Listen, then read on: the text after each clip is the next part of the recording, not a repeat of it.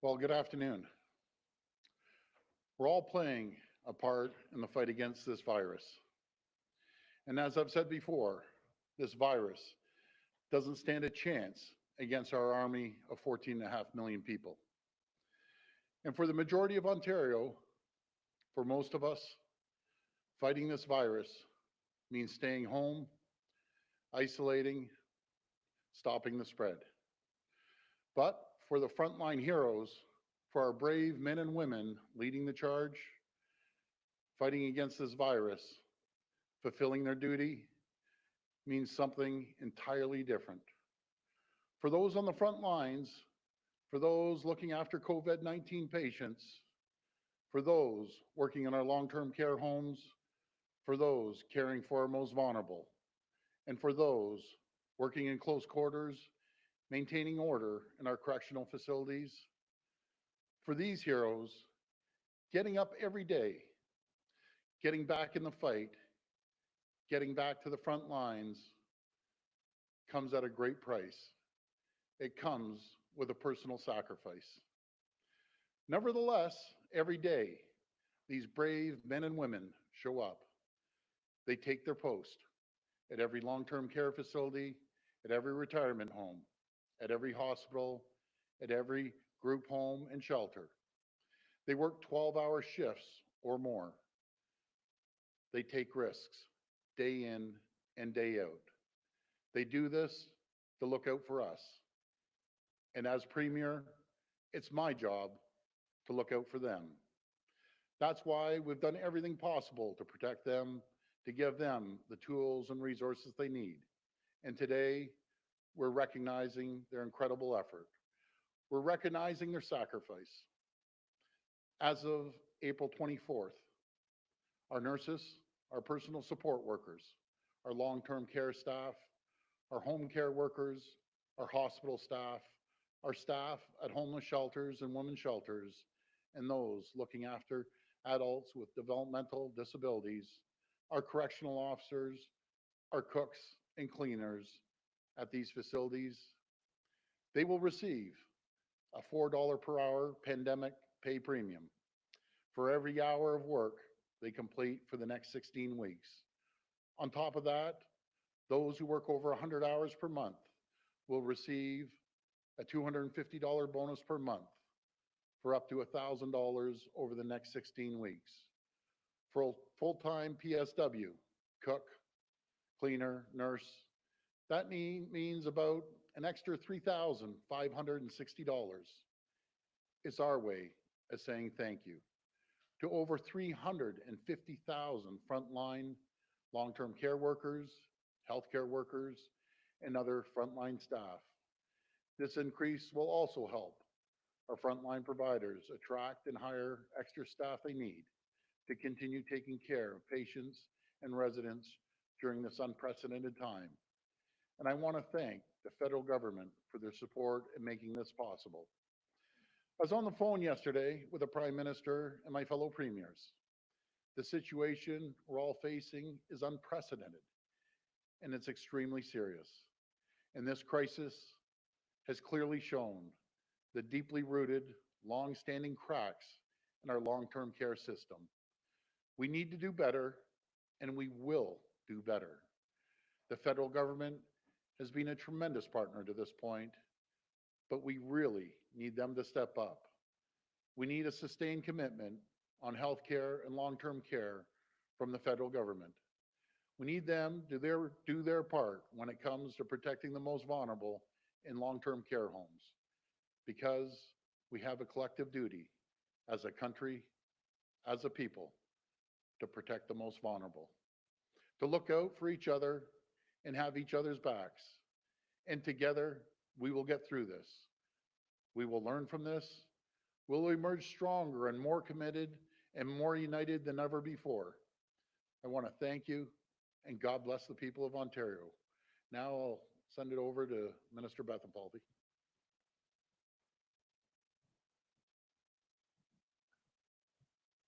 Well, thank you, Premier, and thank you all for joining us today. And I want to thank my many colleagues, some of who are standing right behind me, and the officials who've worked tirelessly 24/7 to make this day possible.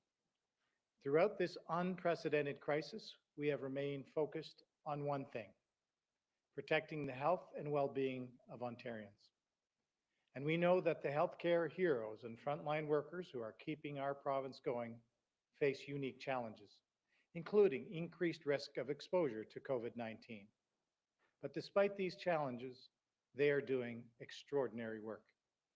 That's why today our government is announcing a new temporary pandemic payment of $4 per hour worked over and above existing hourly wages for the next 16 weeks for those on the front lines fighting COVID-19. C'est la raison pour laquelle aujourd'hui, notre gouvernement annonce une nouvelle rémunération temporaire à la pandémie de $4 par heure travaillée qui s'ajoute au salaire horaire pour les prochaines 16 semaines des travailleurs de première ligne qui font face à la COVID-19. We're also providing a monthly lump sum payment of $250 per month for those working over 100 hours every month for up to 4 months. Nous offrons aussi un paiement mensuel unique de $250 par mois aux travailleurs qui font plus de 100 heures de travail par mois pour une durée maximale de 4 mois. This means that eligible employees working an average of 40 hours per week would receive $3,560 in additional compensation.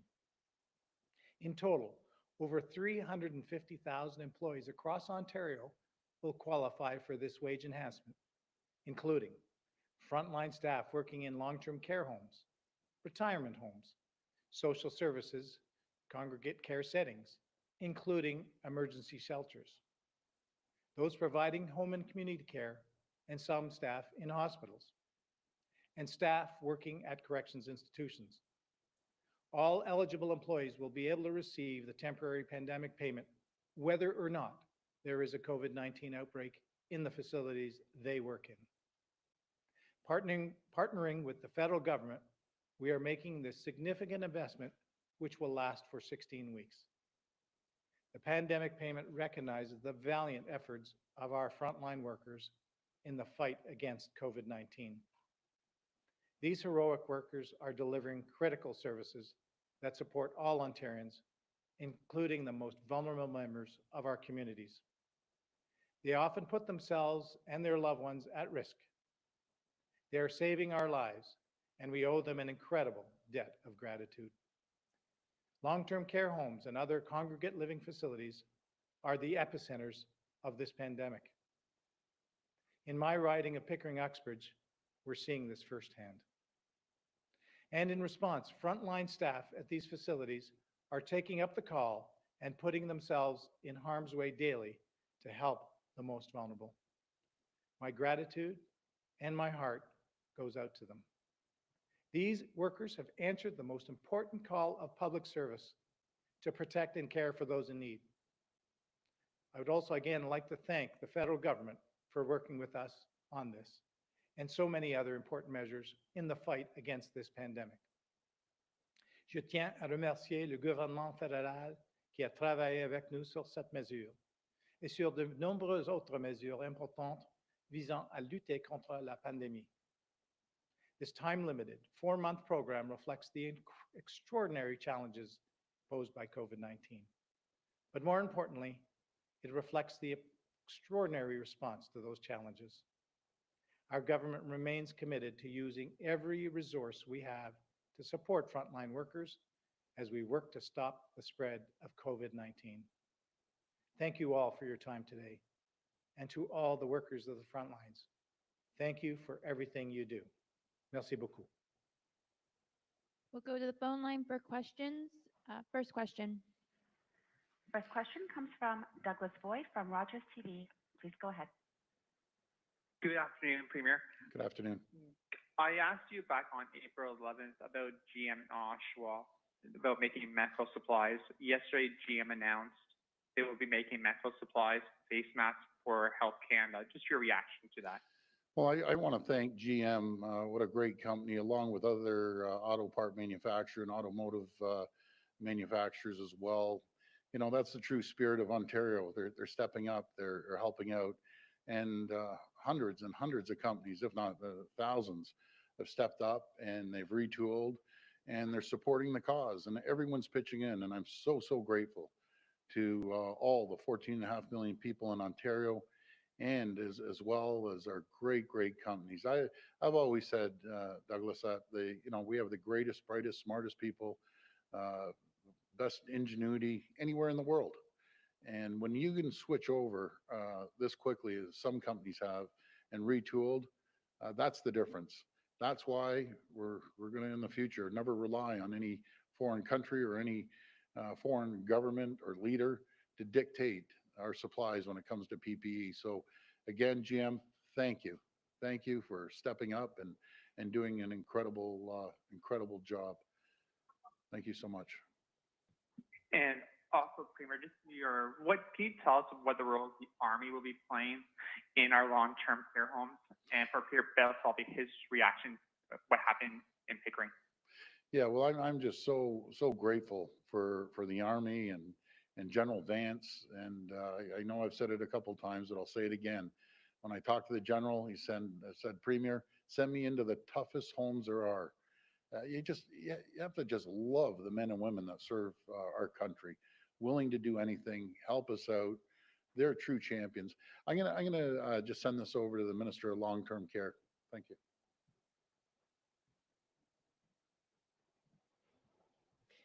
We're incredibly grateful for the federal support in terms of actioning our military to come and assist in our homes.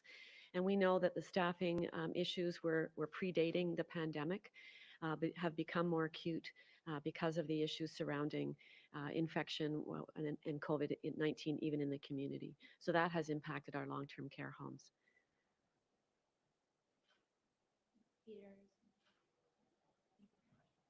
Okay. Well, and thank you for asking the question about Pickering, Uxbridge, my riding, my community. It's a heartbreaking, and many families and constituents reached out to me, and I talked to all of them, many same day, and I will continue to. No ask is too great, whether it's to get the hospital into the facility through a public order through Durham Health, or bringing the military in.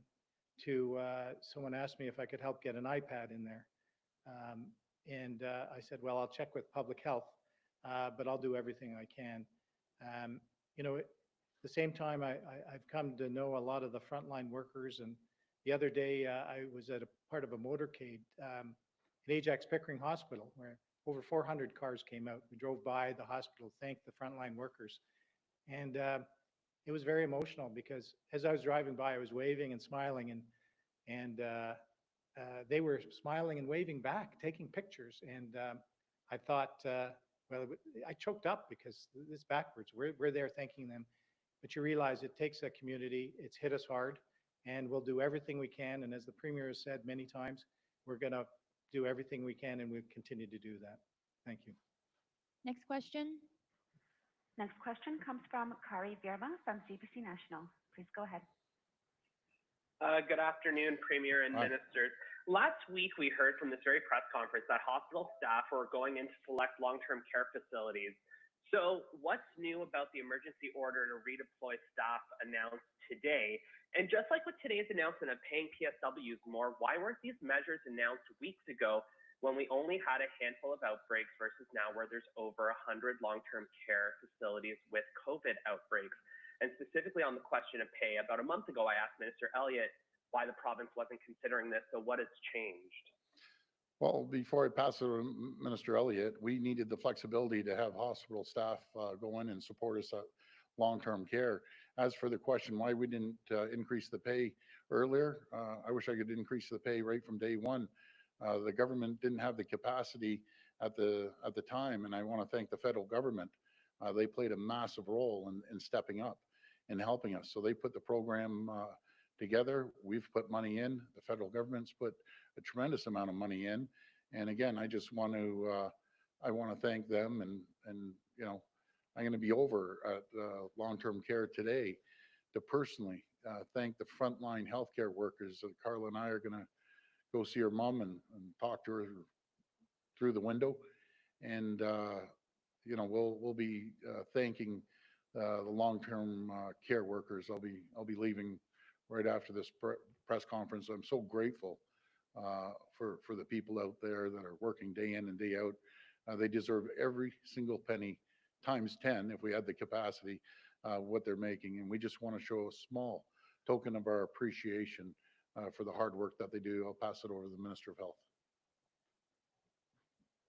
Well, we're extremely grateful for the work that has been done by many hospitals voluntarily with going in to help people in long-term care homes, to help staff up, to help with infection control and prevention, cleaning and everything else that needs to be done.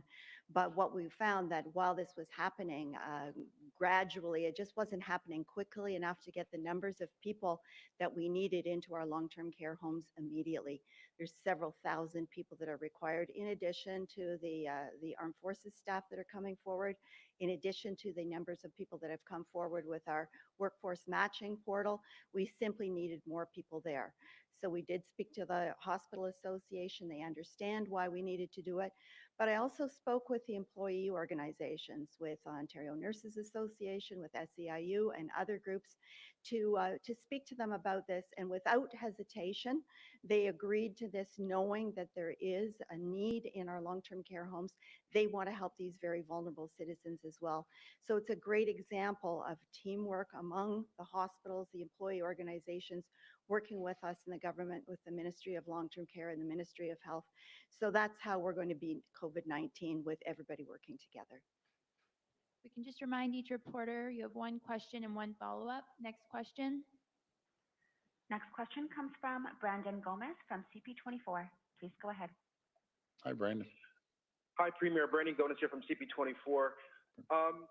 We've been noticing that the trend and what we're hearing from politicians across this country is that things are slowly getting better in terms of the situation, because people are socially and physically distancing and listening to government officials and as well as public health officials. But currently, right now, outside of Queen's Park, where you're located, there is a protest with about 100 folks who are calling for the end of the lockdown here in this province and across this country.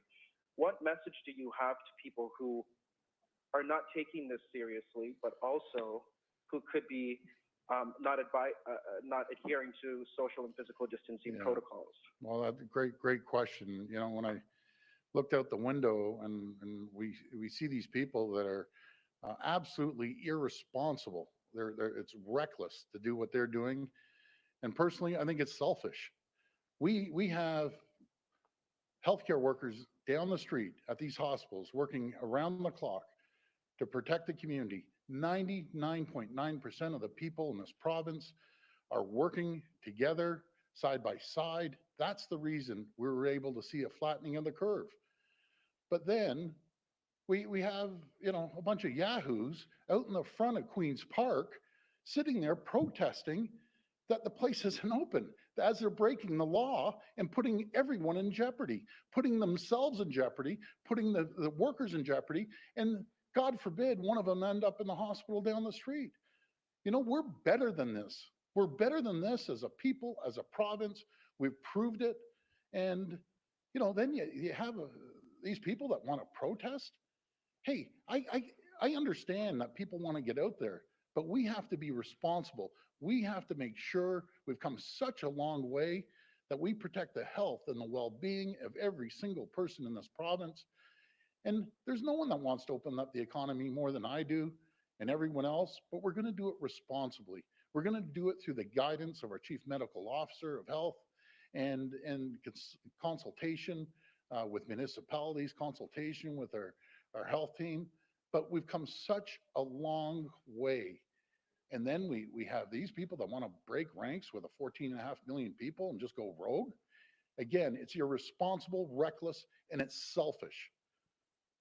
It just burns me up. We work so hard, and we have a bunch of yahoos out there thinking it's all right. Imagine if every single Ontarian resident acted the way they're doing, or what they're doing right now.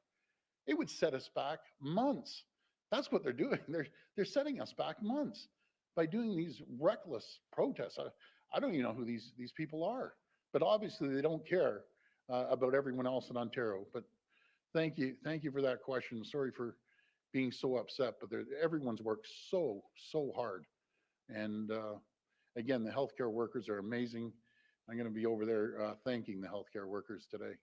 Follow up? No doubt, Premier. I'm sure many Ontarians and many people watching this feel the same frustration that you are feeling right now.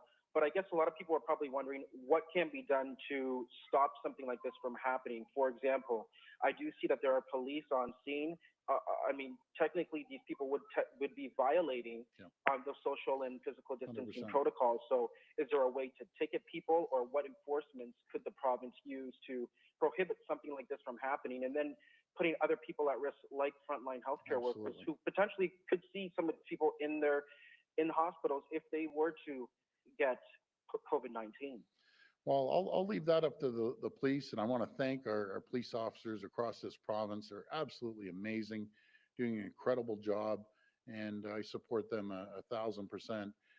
Again, I don't direct the police. That's going to be up to the police to go out there and deal with this, and I'm sure they will. But they're breaking the law, and I'm sure they'll take care of it. But thank you so much for that question. I appreciate it. Next question. Next question comes from Nick Dixon from CTV Toronto. Please go ahead. Oh, hi, good afternoon, Premier. Thanks for taking my question. Thank you. And this may follow up on what Brandon Gomez was just discussing. A Pelham councillor has died from COVID-19. A councillor who had symptoms was at a town council meeting late in March. He also runs a Sobeys in that region as well, and staff there were concerned about the fact that he was, having these symptoms of COVID-19, these respiratory symptoms. It appears the mayor and staff didn't want him at meetings, but he was insisting on showing up. At this point, Niagara Regional Police say no criminal inquiry is necessary. But what do you make of such potentially reckless behavior at a time like this? And do you think that there could be a criminal side to it? Well, it's terrible what happened. First of all, my heart and prayers go out to the family, and people make mistakes. But folks, please, we've come so far. We're getting there. We're going to slowly open up the economy based on the advice of the chief medical officer. We've done such a great job. We've shown such a united province in a country. Please just hang in there for a little bit. It's going to open. We're going to get the economy going. Again, there's no one who wants the economy open more than I do, but I'm not going to put people at risk. Like these people out in front of Queen's Park, putting people at risk. Again, we'll get there, and we're all working together. The more we work together, which we have been, you see the results. You see positive results of flattening of the curve in the public domain. And the more we do it, the quicker we're going to get the economy going. But please, and vast majority, again, 99.9% of the people are all cooperating. And I appreciate it, and I thank you from the bottom of my heart. And we will get through this, but don't act like the reckless, careless people out in front of Queen's Park right now. We'd be in deep trouble. But thank you for that question. Follow up? So then what powers do sort of, let's quote unquote say, regular employees, people who aren't, the owners of, stores, or who aren't, town councillors, what kind of power do people have to, stop somebody more senior from coming in who appears to have COVID-19 related symptoms? People are afraid about getting exposed to something like this. What can people do? What would you say somebody, in a lower position should be able to do to either stop this or, get somebody to go home or stay away? Call your public health, and if you really want to shame them, call the local media, because it's just being irresponsible. If you have symptoms, it's like walking around like with a loaded gun in your hand. Don't be irresponsible. If you have symptoms, be responsible. Stay at home. It's as simple as that. And again, everyone's listening. Everyone's doing a great job. I've never been more proud to be Premier of Ontario than through this crisis, because we're a team. We're 14.5 million army fighting against this virus, and we're doing a great job as a unit of self-isolating and social distancing. But people have to use common sense and be responsible. And again, vast majority of people are doing that. Last question. Thank you. Last question comes from Wendy Gillis from the Toronto Star. Please go ahead. Hi there. Good Hello. afternoon, Premier and Ministers. I just wanted to ask you about long-term care deaths and the tracking of them. As you know, there has been a big difference in data between the integrated public health information system data and that which is coming out of the Ministry of Long-Term Care. I'm just wondering if you can explain a little bit more about why you have relied for so long on the out-of-date data that until recently you had been using. I'll pass this over to the Minister of Long-Term Care. Thank you.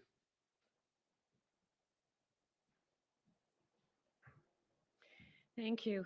One of the issues surrounding the difference in the numbers that are being reported has to do with the route they're taking. So for IFAS, the information goes to public health. That data is accumulated and then presented. For our long-term care ministry, we are now getting information straight from the homes and trying to put that together in a more timely way. And so at one point, it was the Ministry of Long-Term Care that was slow getting the information. Now, apparently, we seem to be ahead of that, what's coming through public health. But we're working on closing this gap and making sure that all the information is transparent and getting out as quickly as it can be confirmed. Follow up? Thank you very much. You have a follow-up? Thanks very much. Okay. Thank you. Thank you, everyone. Enjoy your weekend. Thank you.